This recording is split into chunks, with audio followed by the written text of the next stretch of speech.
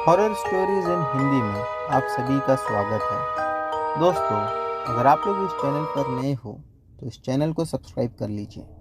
जाकर हमारी दूसरी कहानियाँ ज़रूर देखें और सुनें। आप लोगों को बहुत मज़ा आएगा। साथ ही साथ डिस्क्रिप्शन बॉक्स में हमारा व्हाट्सएप का नंबर है और इंस्टाग्राम का लिंक है। अगर आप में से कोई हमें अपनी कहानियाँ भेजना चाहता है तो उस लिंक पर क्लिक करके हमें अपनी कहानियाँ भेज सकता है। चलिए बढ़ते हैं हमारी आज की कहानियों की ओर।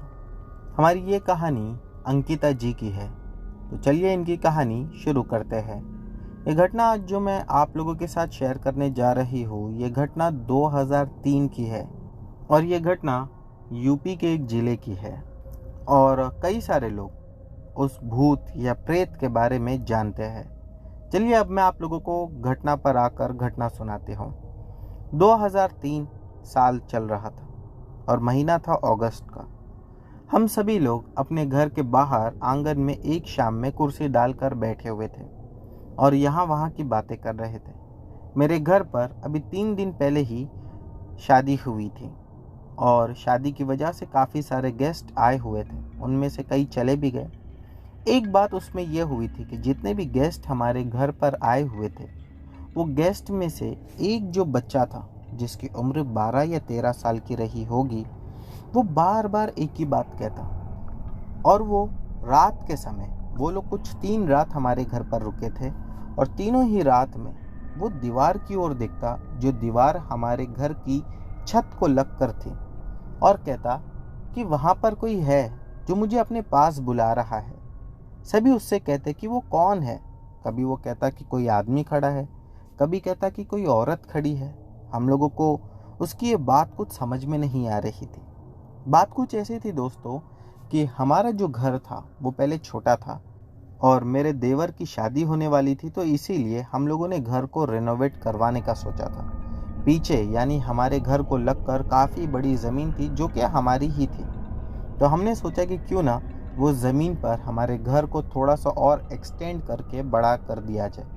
दोस्तों, बात खाली यहाँ ख़त्म नहीं होती है। जो ज़मीन थी वो अभी कुछ साल पहले ही, लगभग 2 या 3 साल पहले ही, जो मेरे ससुर जी थे उन्होंने खरीदी हुई थी और उन्होंने अपनी ज़िंदगी में सारा कमाया हुआ पैसा उस घर के पीछे या उस ज़मीन के पीछे लगाया था। दोस्तों, जब घर को बड़ा करने की बात आई तो जो पीछे की ज़मीन थी उस पर हम लोगों ने घर को काफ़ी बड़ा भी किया और वहीं पर जो पहले हम घर में गाय भैंस रखा करते थे उसे वहीं पीछे उसी ज़मीन के पास में ही लाकर बांध दिया और हम लोगों ने काफ़ी एक बड़ी बाउंड्री वॉल भी वहाँ पर बना दिया था। सब कुछ अच्छा चल रहा था। वो जो लड़का था वो बार बार यही बात कहता। हम लोगों को तो 3 दिन तक समझ में नहीं आया कि वो क्या कह रहा है। उसके चले जाने के बाद, यानी जब वो 3 दिन का फंक्शन हुआ तो सारे गेस्ट चले गए। उसके चले जाने के बाद हमारे घर में उस समय एक लड़की भी थी जो कि हमारे घर में एक एज अ गेस्ट आई हुई थी। वो लोग चौथे दिन हमारे घर से जाने वाले थे। तो लड़की जब रात में सोई तब उसने भी सेम चीज़ नोटिस किया। इसी के साथ जब रात में उसकी पानी की प्यास से आँख खुली तो उसने ये नोटिस किया कि जब वो किचन में गई तो जो चीज़ या जो आत्मा उसे वहाँ छत की दीवार पर नज़र आ रही थी, अब वही उसे किचन में भी नज़र आ रही थी। तो उसने घबराकर ज़ोर से चीख लगाई और सभी लोग उठ गए। जब उसे एक छत की दीवार पर वो दिखाई दे रहा था तो हम लोगों ने उससे कहा कि अरे ये तो तू वही बच्चे की बात कह रही है। शायद 3 दिन से तू भी वही बात सुन रही थी, इस वजह से तुझे भी ऐसा ही लग रहा है, ये तेरा वहम होगा। उसने उस समय तो हमारी बात मान लिया, लेकिन जब रात में उसने देखा तो वो हमारी बात को मानना ही नहीं चाहती थी। वो कह रही थी कि जो मैं देख रही हूँ या जो मैं महसूस की थी वो तुम लोग नहीं समझ सकते।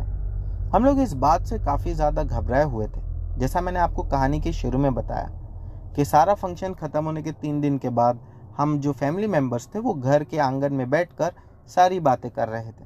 शाम का समय था। अब बात करते करते शाम के 7 साढ़े 7 बज गए। तो हम लोगों ने सोचा कि चलो शाम का खाना खा लेते हैं, फिर सोने जाएंगे। जब हम खाना खाने के लिए घर के अंदर घुसे तो जो मेरी बड़ी भाभी थी वो सबसे पहले किचन में गए और उन्होंने किचन में जाकर खाने का बर्तन उठाया। जैसे ही वो पीछे पलटी बर्तन लाने के लिए बाहर, उन्होंने जोर का चीख लगाया और वो पूरे खाने का बर्तन उनके हाथ से छूटकर गिर गया। वो खाना काफ़ी ज़्यादा गर्म था, जिस वजह से उनका पैर भी जल गया और वो खुद भी वहीं बेहोश होकर गिर गई। जो खाना ज़मीन पर गिर चुका था वो बेसिकली करी थी और वो सारी करी का ऑयल उनके शरीर पर लग चुका था। उनकी आवाज़ सुनकर हम लोगों ने जाकर देखा। दूर से देखने पे तो ऐसा लगा कि वो ऑयल नहीं बल्कि उनका शायद सर फट गया हो और वो खून निकल रहा है। हम सब बहुत ज़्यादा परेशान थे, लेकिन बाद में समझ में आया कि वो ऑयल है।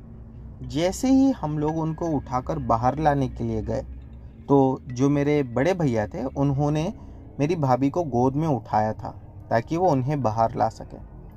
उस समय तो उन्होंने उसे बाहर ले आया और वो कहने लगे कि जब मैं इसे बाहर ला रहा था तब किचन में कौन कौन था। तो हमने कहा कि हम सभी थे। वो कहने लगे नहीं, मेरे पीछे कौन था। हमने कहा कि आपके पीछे कोई कैसे हो सकता है, वहाँ तो टेबल था और टेबल को लगकर ही भाभी गिरी हुई थी। वो कहने लगे जब मैं भाभी को बाहर ला रहा था गोद में उठाकर, तब मुझे ऐसा लग रहा था कि कोई मेरे दोनों हाथ को पकड़कर पीछे खींच रहा है ताकि मेरी पत्नी दोबारा मेरे हाथ से गिर जाए। लेकिन मैंने बहुत मुश्किल से खुद को संभाला। बड़े भैया को बोलते हुए गुस्सा भी आ रहा था, जिसके बाद वो कहने लगे कि मुझे लगा कि शायद कोई पीछे से मेरे हाथ को इसलिए खींच रहा है कि वो मुझे सहारा दे रहा है, लेकिन वो सहारा कुछ ऐसा था कि मानो मेरे हाथ से मेरी पत्नी गिर जाती। ये बात सुनकर बहुत हम लोगों को अजीब लगा, दुख भी हुआ। अब भाभी को होश में लाना था तो हम लोगों ने सोचा कि इन्हें हॉस्पिटल लेकर चलते हैं।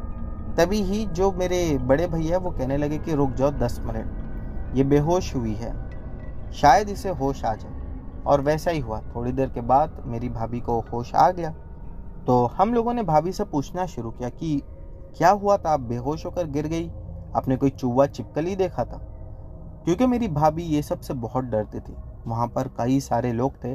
मेरी भाभी ने कहा कि हाँ शायद चूहा था। उस समय उन्होंने कुछ नहीं कहा। रात में जब सब खाना खाकर सोने के लिए गए, मेरी भाभी तो खाना भी नहीं खाई। तब रात में उन्होंने सारी घटना अपने पति को बताई। वो कहने लगी कि मैंने अपने सामने 3 से 4 साये को घूमता हुआ देखा और सबके सर पर ऐसा लग रहा था कि सींग लगी हुई है बड़ी बड़ी। मेरे भैया ये सुनकर घबरा गए, कहने लगे कि तू पागल है क्या, सपना देख रही है। तभी मेरी भाभी ने कहा कि मैं सपना नहीं देख रही, मैं सच कह रही हूँ। मैं खुद इस बात से काफ़ी ज़्यादा घबरा चुकी थी। मैं इसी वजह से वहाँ पर बेहोश होकर गिर गई, क्योंकि उनमें से जो एक था वो एकदम से मेरे सामने आकर ऐसा लगा कि शायद अब वो मुझे खा जाएगा या मुझ पर हमला करेगा, जो चीज़ मुझसे बर्दाश्त नहीं हुई। भैया ने भाभी की सारी बात सुनी और उन्हें कहने लगे कि फैमिली फंक्शन अभी अभी हुआ है, तुम्हें बहुत ज़्यादा स्ट्रेस हो गया होगा, काम भी बहुत था घर पर, आराम कर लो, कुछ नहीं, आप शायद थोड़े दिनों में ठीक हो जाएंगे। लेकिन मेरी भाभी इस बात को नहीं मानना चाह रही थी।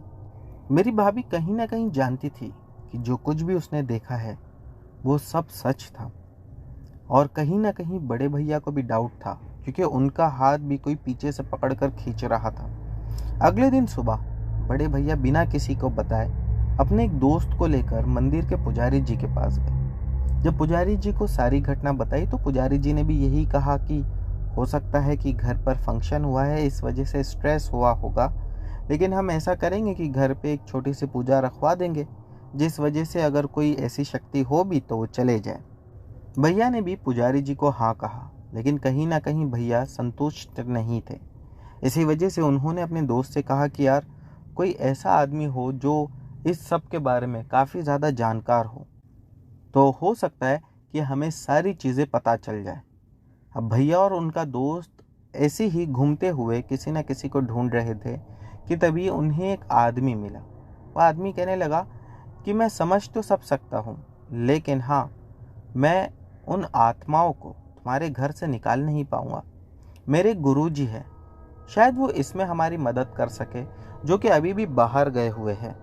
फिर उसने कहा कि एक काम मैं आप लोगों का ये कर सकता हूँ कि मैं खुद आप लोगों के साथ आकर उस घर में देख सकता हूँ कि वहाँ पर आत्माएं है भी या नहीं। तभी मेरे बड़े भैया और उनके दोस्त ने उन्हें तुरंत ही हाँ कहकर हमारे घर पर ले आया। जैसे ही वो घर में घुसे और उन्हें उस दीवार के बारे में हम लोगों ने बताया जो कि घर की छत को लगकर थी, वो वहाँ पर गए और उन्होंने कुछ पढ़कर उस दीवार पर फूंक दिया।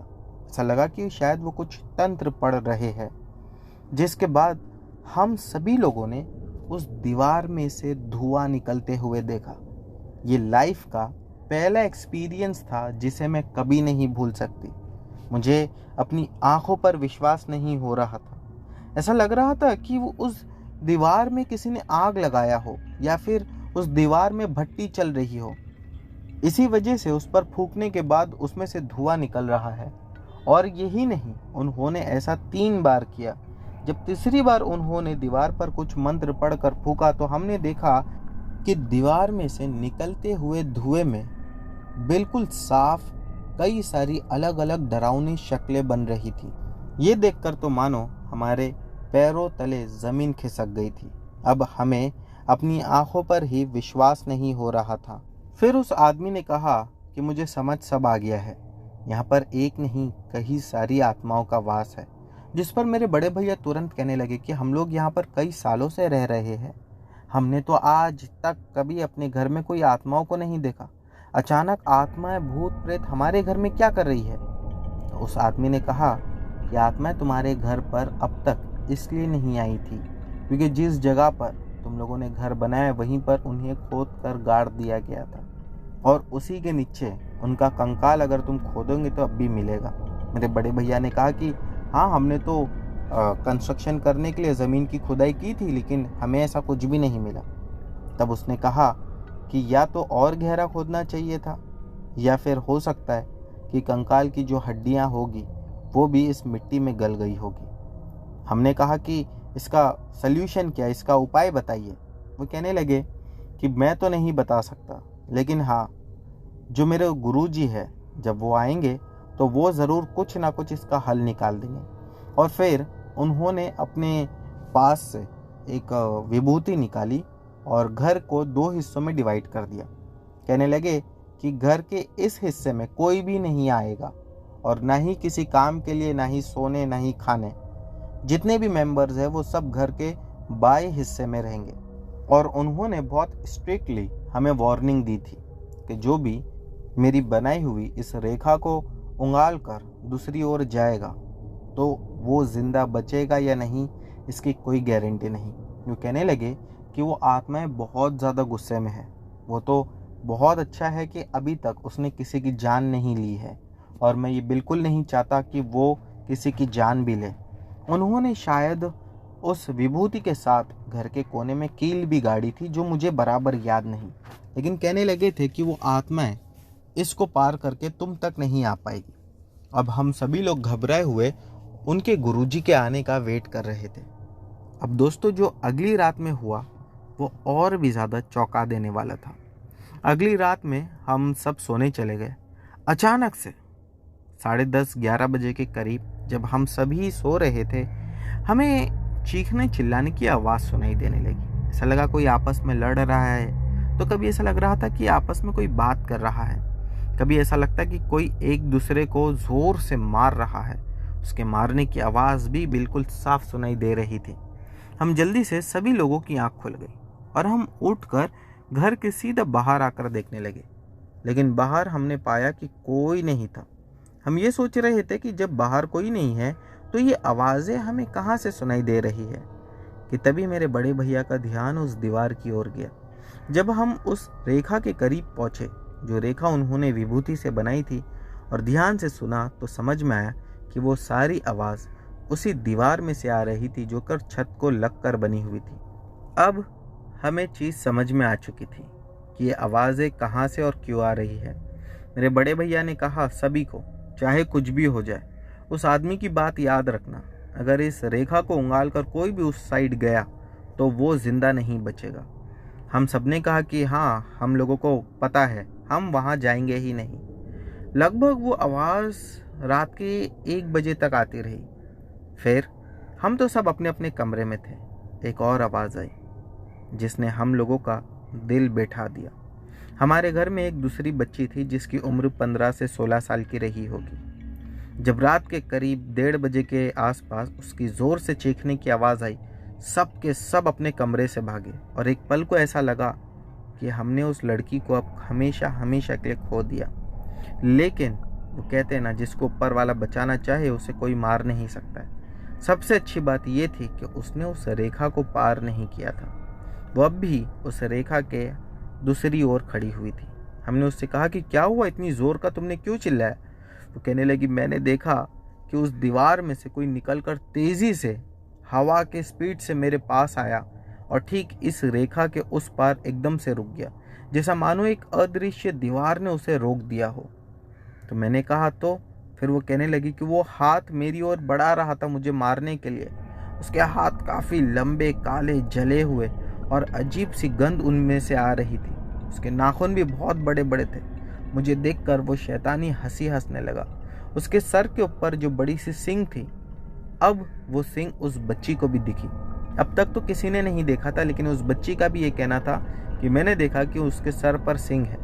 और वो कहने लगी कि मैंने देखा ये भी कि वो सींग अचानक से टूट गई और उसमें से आग निकलने लगी। अब इतना ज़्यादा डरावना दृश्य सुन के तो हम और ज़्यादा डर चुके थे। फिर मेरे बड़े भैया ने कहा कि ये सारी घटना मैंने उस आदमी को सुनाया था।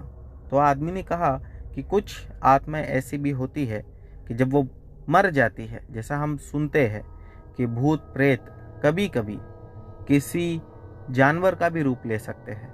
और उन्होंने बताया कि भूत प्रेत कुछ ऐसे भी होते हैं कि जानवर के साथ साथ वो इंसानों का भी रूप ले सकते हैं, क्योंकि वो शक्तिशाली हो चुके रहते हैं। तो उस आदमी ने भैया को ये बताया था कि वो तुम लोगों को डराने के लिए वो जानबूझकर ऐसी सब शक्लों में आ रहा है, लेकिन तुम लोगों को डरना नहीं है। ये सुनकर हम लोगों ने कहा कि डरना नहीं है वो ठीक है, लेकिन ये सब कब खत्म होगा हमें समझ नहीं आ रहा था। अब वो रात भी धीरे धीरे बहुत मुश्किल से बीती। कोई भी रात में घर में डर के मारे सो नहीं पाता था। अगली सुबह हुई। सभी लोग वो गुरुजी के इंतज़ार में थे कि अचानक से वो आदमी आया और वो कहने लगा कि गुरुजी को आने में अभी कुछ दिन और लगेंगे। मैं आज इसलिए आया हूँ ताकि मैं उन आत्माओं की शक्ति को और ज़्यादा कमज़ोर कर सकूँ। फिर हम लोगों ने पिछली रात में बीती हुई सारी घटना उन्हें सुनाई। तो उन्होंने दोबारा से उस दीवार पर जाकर कुछ मंत्र मारे, जिसके बाद वो कहने लगे कि अब जो तुम लोगों को आवाज़ आ रही थी शायद वो आ जाएगी। लेकिन जो बच्ची ने देखा कि वो दीवार के बाहर निकल कर के उस बच्ची को डराया, तो अब वो इतने शक्तिशाली नहीं है। वो कहने लगे दो चीज़ें हो सकती हैं, या तो इस दीवार के नीचे ही उन लोगों को दफनाया गया था, या फिर जब ये दीवार बन रही थी तो इन्हीं में उनकी हड्डियों को भी चुनवा दिया गया हो। हमने कहा लेकिन ये दीवार तो अभी अभी बनी है। वो कहने लगे हो सकता है कि ज़मीन खोदकर जो मिट्टी निकली हो उसी मिट्टी का इस्तेमाल करके इस दीवार को बनाया गया हो, जिस वजह से इस दीवार में उनकी आत्मा कैद हो गई हो। हम सब काफ़ी परेशान थे। मेरे बड़े भैया ने तुरंत ही उनसे पूछा कि क्या अगर मैं इस दीवार को तोड़ दूंगा तो सारी समस्या ख़त्म हो जाएगी? उस आदमी ने कहा कि ऐसी गलती कभी नहीं करना, सोचना भी नहीं। जब तक मेरे गुरुजी नहीं आ जाते हैं तब तक ऐसा कुछ नहीं करना। अब वो रात तो हम लोगों को पता था कि सामने शायद कोई नहीं आए, लेकिन हाँ आवाज़ें आएगी, क्योंकि उस आदमी ने हमें चेतावनी दी ही थी। हम जब रात को सोने लगे तो फिर से आवाज़ों का आना चालू हो गया। हम काफ़ी डरे हुए थे, लेकिन इस बार कुछ ऐसा हुआ जिसने दिल दहला दिया। दोस्तों, हुआ कुछ ऐसा कि हमारे आंगन में कुछ जंगली कुत्ते थे, जिन्हें हम रात का खाना खाने के बाद खाना डाल देते थे। वो वहीं पर खा लेते थे। वो कभी भी रात में आते थे और खाकर वो लौट जाते थे। रोज़ की तरह हमने खाना बाहर आंगन में रख दिया, और आंगन में रखने के बाद जो घर का मेन डोर होता है उसे लॉक करना भूल गए थे।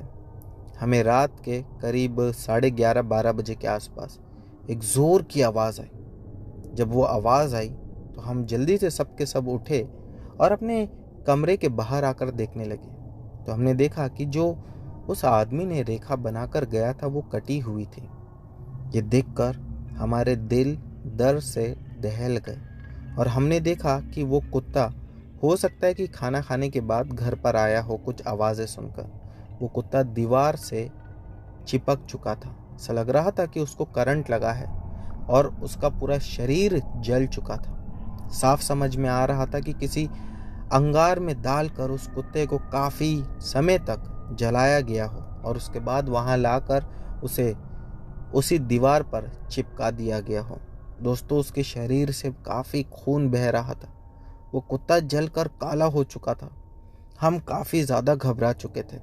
तभी मेरे जो बड़े भैया थे, उन्होंने देखा कि जिस जगह पर वो रेखा कटी हुई थी, उन्होंने तुरंत ही जाकर वापस से उसी विभूति को डाल दिया। वो कहने लगे कि मैंने ये बात उस आदमी से पहले ही पूछ लिया था।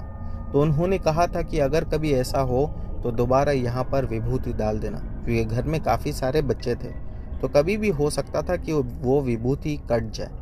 अब दोस्तों, उस कुत्ते को देखने के बाद तो हम बहुत ज़्यादा डर गए थे और घर में बहुत स्मेल आ रही थी उस कुत्ते की। बड़े भैया ने कहा कि अभी रात भर तो ऐसे ही निकालना होगा, जो भी है हम कल सुबह देखेंगे।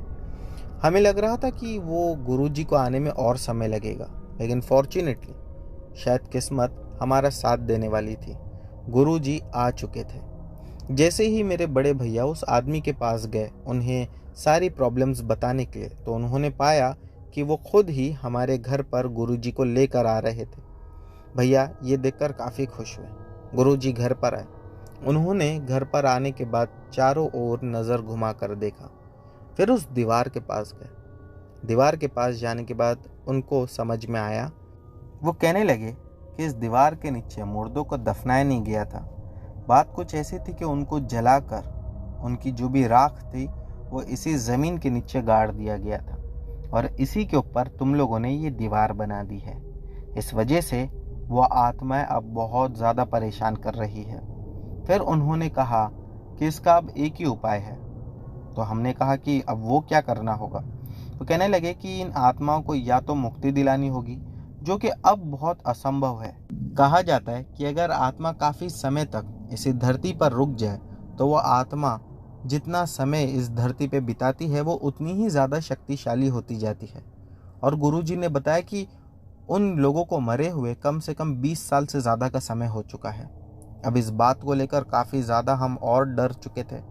तभी उन्होंने कहा कि इस ज़मीन के ऊपर की दीवार को पूरी तरह से तोड़ दो और दीवार को तोड़कर एक बड़ा सा गड्ढा खोदो और इस दीवार की हर ईंट को और जो भी इसमें से चूरा या मिट्टी निकलेगा सबको उस गड्ढे में गाड़ दो। हम लोगों ने वैसे ही किया और उसके बाद उन्होंने एक बड़ा सा हवन किया। कहने लगे कि यह हवन से उन आत्माओं की शक्ति पूरी तरह से नष्ट हो गई होगी। अब वो कभी भी इस गड्ढे से बाहर नहीं निकलेंगे। और उसके ऊपर गुरुजी ने कहा कि एक बड़ा सा पेड़ इस पर लगा दो ताकि कभी भी वो पेड़ को कोई काटे ना और वो आत्माएं कभी भी बाहर ना निकलें। ये बात सुनकर मेरे जो देवर जी थे उन्होंने एक पेड़ लाकर उसी गड्ढे के ऊपर गाड़ दिया। आज वो पेड़ काफ़ी ज़्यादा बड़ा हो चुका है। वो पेड़ एक पीपल का पेड़ है। लेकिन दोस्तों, हमें लग रहा था कि समस्या यहाँ ख़त्म हो जाएगी। अब जब हम हमारे गांव के उस पुराने घर में जाते हैं, हमारी कुछ फैमिलीज मेंबर वहाँ पर रहते हैं। जब हम उनके पास मिलने जाते हैं तो पता यूँ चलता है कि उस पीपल के पेड़ पर अगर रात के समय कान लगाकर सुना जाए तो आज भी कुछ आवाज़ें सुनाई देती है।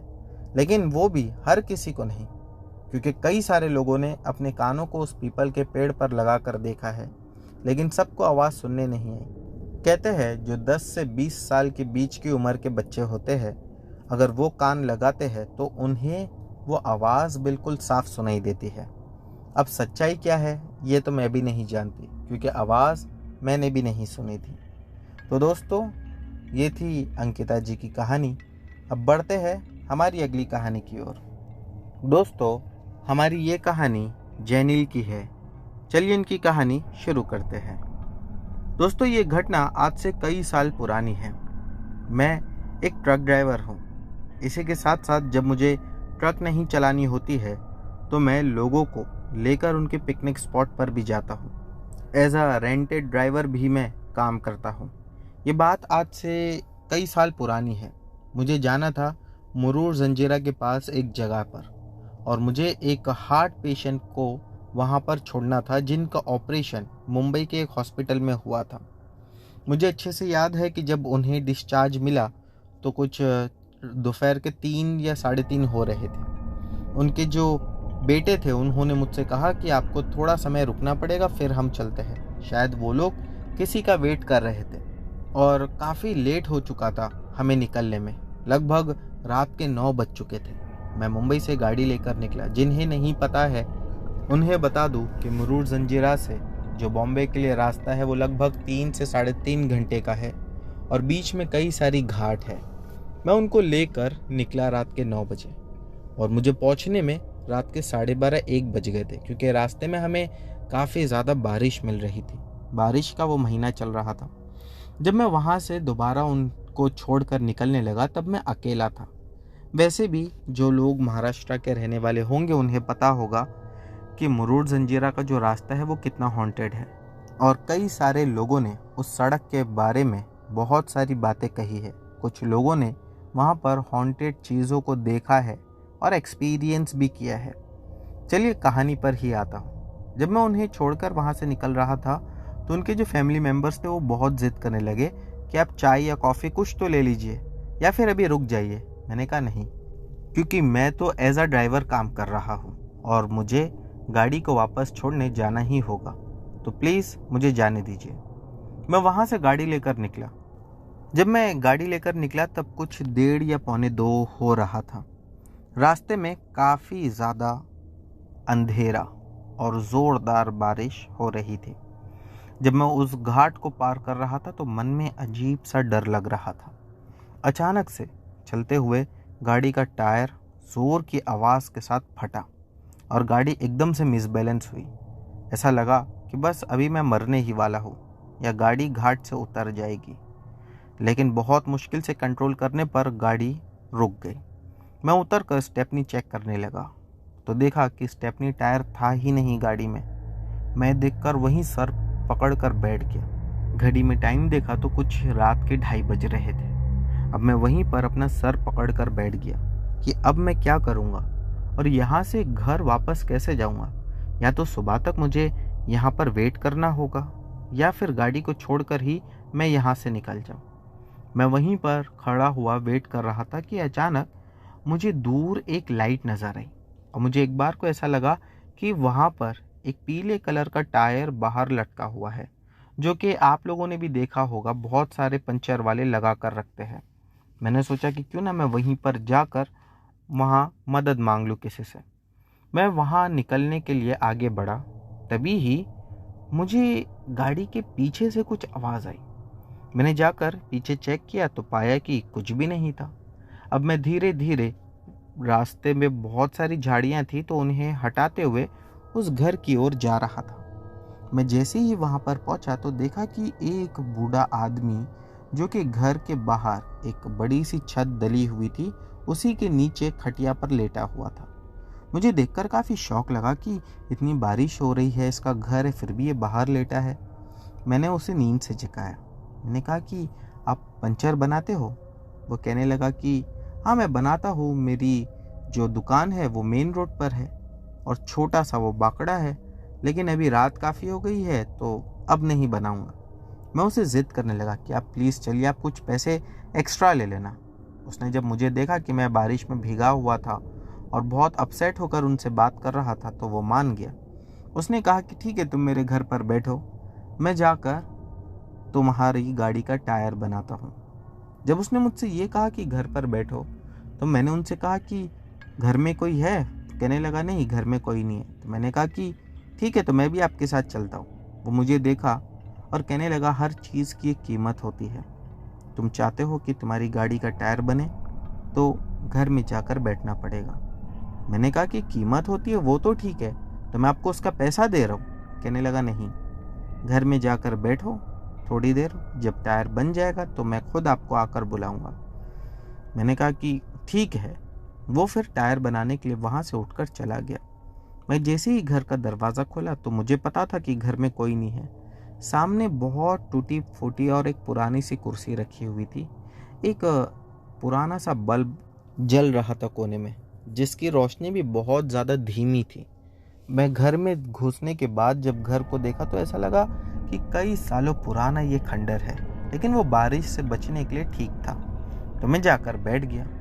और सामने एक पाल थी बड़ी सी, उसके ऊपर एक काफ़ी अच्छा और ख़ूबसूरत फूलों का गमला सजाया हुआ था।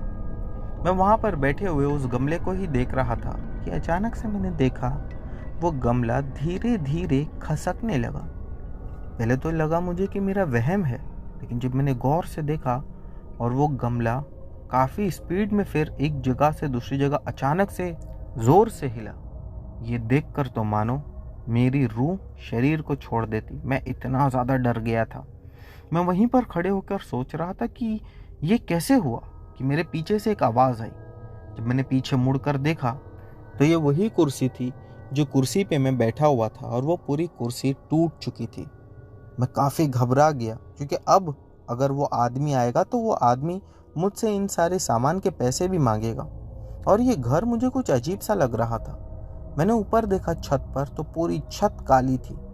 ऐसा लग रहा था कि या तो कुछ काले कलर का रंग कर दिया हो या फिर उस घर में इतनी आग जलाई हो जिसके धुएं से वो छत पूरी काली हो चुकी हो।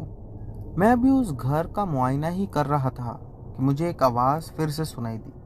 अब वो आवाज़ उस घर के दरवाजे की थी जो अब तक खुला था, लेकिन एक ज़ोर की आवाज़ के साथ वो बंद हो गया, और जो हल्की फुल्की लाइट भी आ रही थी उस घर में उस बल्ब से, वो भी बंद हो गया। घर में भी गहरा अंधेरा हो चुका था। मैं खुद को संभालते हुए दरवाजे के पास गया और पूरी ताकत लगाकर उस दरवाजे को खोलना चाहा, लेकिन वो दरवाज़ा खुल ही नहीं रहा था। मैंने बहुत ज़ोरों से अंदर चीखना और चिल्लाना शुरू किया, फिर भी मेरी आवाज़ कोई नहीं सुना। अचानक से पायलों की आवाज़ सुनाई दी। मैं पीछे मुड़ के अपने दाएं बाएं देखने लगा, लेकिन मुझे कुछ नहीं दिखा। एक कमरा उस घर में था। उस कमरे के अंदर से पायल की आवाज़ आ रही थी। साफ समझ में आ रहा था कि कोई चलते हुए मेरी ओर आ रहा है, और अचानक से उस काले गहरे अंधेरे में मुझे पायल दो पैरों पर चमकती हुई बिल्कुल साफ नजर आई। वो कदम या वो पैर मेरे ही ओर चलकर आ रहे थे। मैं उसे देखकर जोर से चिल्लाया, कौन हो तुम और घर में कैसे? ये जिसका घर है उन्होंने तो कहा था कि घर में कोई नहीं रहता है। लेकिन इस पर कोई जवाब नहीं आया, और वो पैर धीरे धीरे आवाज़ों के साथ मेरी ओर आगे बढ़ते जा रहे थे। फिर एकदम से ऐसा लगा कि किसी ने आकर मेरा गला दबा दिया है। मैं बचाने की और खुद को छुड़ाने की बहुत कोशिश कर रहा था, परंतु ऐसा लग रहा था कि मेरे सामने जो भी मेरा गला दबा रहा है उसने हवा का आकार लेकर रखा है। मैं चाहे कितनी ही कोशिश कर लूं, मेरा हाथ उसके शरीर को टच ही नहीं कर पा रहा है ताकि मैं खुद को उससे बचा सकूं। मैं अब धीरे धीरे चिल्ला चिल्ला कर भी थक चुका था, और धीरे धीरे मेरी आवाज़ निकलना भी बंद हो चुकी थी। अब मुझे सांस लेने में भी दिक्कत हो रही थी। मैं दरवाजे पर जोर जोर से मार रहा था ताकि दरवाज़ा खोल जाए, क्योंकि उसने मेरा गला दबाते हुए मुझे दरवाजे के पास ले आया था कि अचानक से मुझे याद आया, मेरे जेब में हनुमान जी का लॉकेट पड़ा हुआ था, और ये लॉकेट जब मैं हॉस्पिटल से निकल रहा था तब मुझे एक बेंच पर पड़ा हुआ मिला। तो मैंने वो लॉकेट वहाँ से उठा लिया था। मैंने वही लॉकेट अपने जेब से निकाला और उसके सामने कर दिया। जैसे ही मैंने उसके सामने वो लॉकेट किया, वो शक्ति या वो चुड़ैल मुझसे एकदम से दूर भागी, और जो दरवाज़ा अब तक पूरी ताकत लगाकर भी मैं नहीं खोल पा रहा था वो एकदम से खुला। मैं बहुत ज़्यादा घबरा गया। मैं जब घर के बाहर निकला तो जहाँ पर वो छत थी और जिसके नीचे वो आदमी आराम कर रहा था, वहाँ पर भी एक छोटा सा बल्ब जल रहा था, लेकिन अब वहाँ पर कुछ नहीं था। घनघोर अंधेरा, आस पास कोई नहीं। मैं जल्दी जल्दी अपनी कार की ओर भागा। जब मैं वहाँ पहुँचा तो मैंने देखा कि मेरी कार का टायर बिल्कुल सही है, वो आदमी लेकिन कहीं नज़र नहीं आ रहा। मैं सोच में पड़ गया कि ये सब क्या था। मैं जल्दी से वहाँ से कार लेकर निकल गया और अपने घर आ गया। मैंने ये घटना कई सारे लोगों को बताई, लेकिन कोई भी इस पर विश्वास नहीं किया।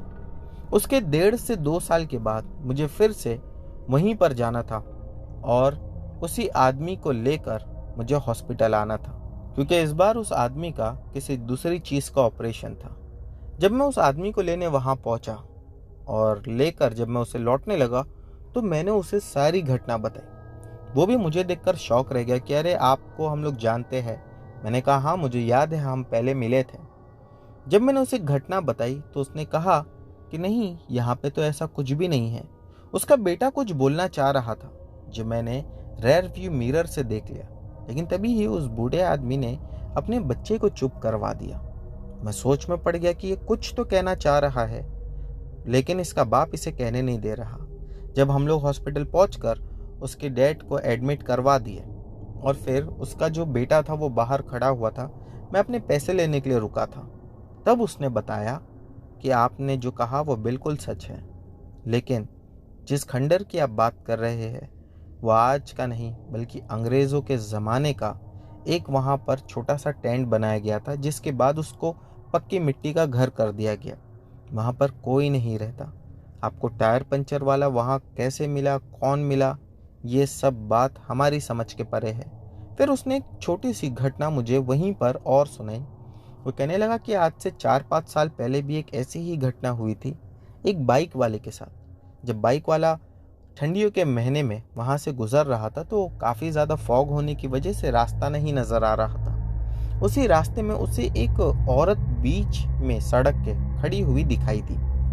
उसने उस औरत को देखा और सोचा कि हो सकता है मेरे ही गांव की होगी या मेरे ही एरिया की होगी।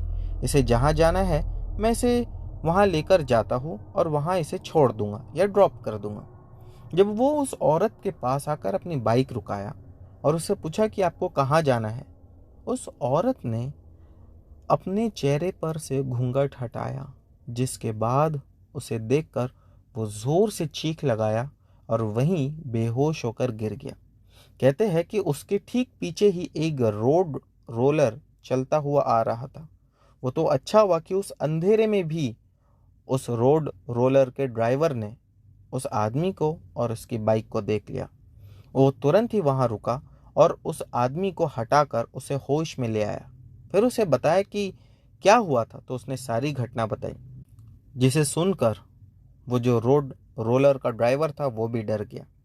वो भी जल्दी से अपने उसमें बैठकर आगे बढ़ने लगा। लेकिन जो आदमी बाइक पर था, जब वो उठा और वहां से बाइक लेकर आगे बढ़ने लगा तो उसे ऐसा लगा कि मेरी बाइक पर कोई बैठा हुआ है और बाइक पर उसे काफ़ी ज़्यादा लोड भी महसूस हो रहा था। वो इस चीज़ से काफ़ी ज़्यादा परेशान था, लेकिन क्या करता, बस उसे अपने घर पहुंचना था। कुछ रास्ता तो वो रोलर वाला भी उसके साथ में था, लेकिन आगे जाने के बाद बाइक वाले का रास्ता अलग था और उसका अलग। तो जैसे ही वो बाइक वाले ने लेफ्ट लिया, उसने दोबारा देखा कि सामने वही औरत खड़ी है और उसके पैरों में पायल है जो कि काफ़ी चमक रही है। उस गहरे अंधेरे में भी उसके पैरों पर पड़ी हुई पायल बिल्कुल साफ नजर आ रही थी। वो घबरा कर वहां से गाड़ी को घुमाकर भाग जाना चाहता था, लेकिन अब उसकी बाइक उसके कंट्रोल में ही नहीं थी। वो काफ़ी कोशिश किया बाइक को घुमाने की और यू टर्न लेने की, लेकिन बाइक ने यू टर्न नहीं लिया। वो वहीं खड़ा हो गया और उसकी बाइक खुद ब खुद अब आगे बढ़ रही थी और ठीक उस औरत के पास जाकर उसकी बाइक रुकी। उस औरत ने उसे देखा, मुस्कुराते हुए कहा, क्यों, मुझे अपने साथ नहीं ले जाओगे? ये कहकर वो उस आदमी का गला पकड़ी और उसे उठाकर हवा में जोर से फेंका, जिसके बाद उस आदमी को तो काफ़ी चोट आई।